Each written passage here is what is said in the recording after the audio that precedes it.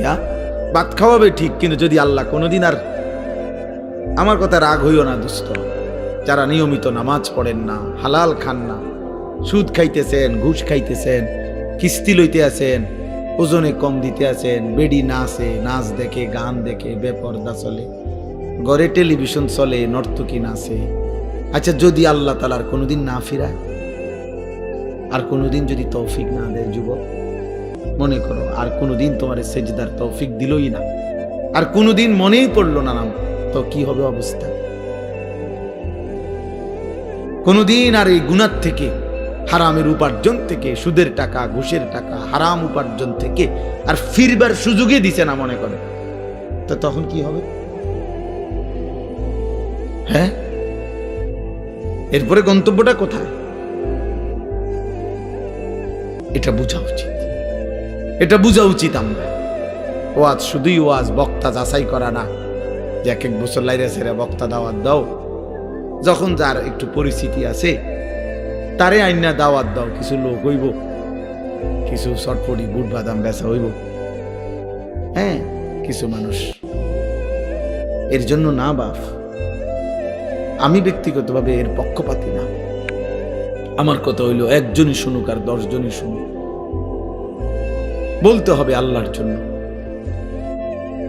এই জন্য ভাই আমার, বাবা আমার, আমরা প্রত্যেকেই ইনশাআল্লাহ আল্লাহর দিকে ফিরে, আল্লাহর দিকে ফিরে আসা, মালিককে সেজদা দেওয়া, এর মধ্যেই আমাদের ইজ্জত, শান্তি, নিরাপত্তা, দুনিয়ারও সৌন্দর্য, আখিরাতেরও সৌন্দর্য। কোনো হারামখোর খুশিতে নাই, কোনো সুদখোর বেঈমান, এই ঘৃণিত কোনো পাপী মানুষের কাছে সমাদৃত হয় না। কেউ হয়তো সামনাসামনি বেইজ্জতি হয়, কেউ হয়তো পিছনে হলেও কি হয়, বেইজ্জতি। কোনো সুদখোর রে কেউ কোনো জোনায়েদ বাগদাদি কয় না। মানুষ এত বেকুব না, আপনি খাইবেন সুদ, আর মানুষের মাশাআল্লাহ ওনারা দেখতে একটা জোনায়েদ বাগদাদির মতো লাগে। হ্যাঁ, মানুষে চিরা খায় আর আপনি ভাত খান। মানুষে বুঝে না, বাটফার রে মানুষে চেনে না। কথা বোঝেন নাই যে মানুষ আলোকে আলোই বলে, অন্ধকারকে কি অন্ধকারই বলে। এজন্য প্রত্যেকটা ফরমান সীমালঙ্ঘনকারী, জালেম, বেইজ্জতি হয়। এটা সবক বন্ধু, সবক। এটা আমাদের জন্য শিক্ষা।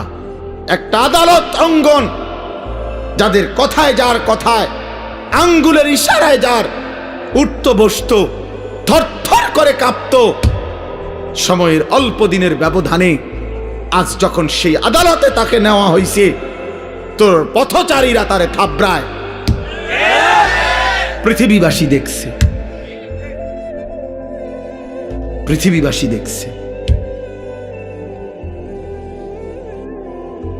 পথচারী থাবড়ায় তো, আর নির্বাক, একটা শব্দ উচ্চারণ করার মতো হিম্মত নেই। কোথায় সেই অহংকারী, কোথায় সেই প্রতাপ? বলেন, বলেন। সবক নেন, শুধু রাজনীতির হিসাব না, জীবনের জন্য সবক নেওয়া উচিত, জীবনের জন্য। এই দেখবেন একদিন ইসরায়েলের এই কুত্তার পরিণতিও এমন নিকৃষ্ট হবে যে পৃথিবীব্যাপী ফেরাউন নমরুদের মতো পৃথিবীবাসী একদিন তাকে দিয়েও দৃষ্টান্ত দেবে, কোনো সন্দেহ নেই। এই নেতানিয়াহু নামের এই কুত্তারে দিয়েও একদিন পৃথিবীবাসী উদাহরণ দেবে যে ফেরাউন নমরুদের পরবর্তী এক, নমরুদের উত্তরসূরি ছিল, ফেরাউনের এক উত্তরসূরি ছিল নেতানিয়াহু। শুনবে। এজন্য কেউ ভাইয়া, কেউ না ইজ্জত পায় না বাপ, কোনো না। আমি কিংবা তুমি, জওয়ান কিংবা বুড়া, সম্মান মিলবে না, সম্মান মিলবে না। এজন্য দয়া করে নিজের উপরে দয়া করেন, নিজের সুন্দর করেন, আখলাক সুন্দর করেন, হালাল উপার্জনের প্রতি যত্নবান। মানুষ ঘৃণাই করে। আরবিতে একটা প্রবাদ আছে, অফিকা উয়ুবুন ওয়ালিন্নাসে আয়ুনুন। আমরা কিতাবে পড়ছি যে আরবিতে বলে তোমারও দোষ আছে, মানুষেরও চোখ আছে। তোমারও দোষ আছে, মানুষেরও কি আছে, চোখ আছে। মানুষ চোখ বন্ধ করে থাকে না, কাজে মানুষ বুঝে।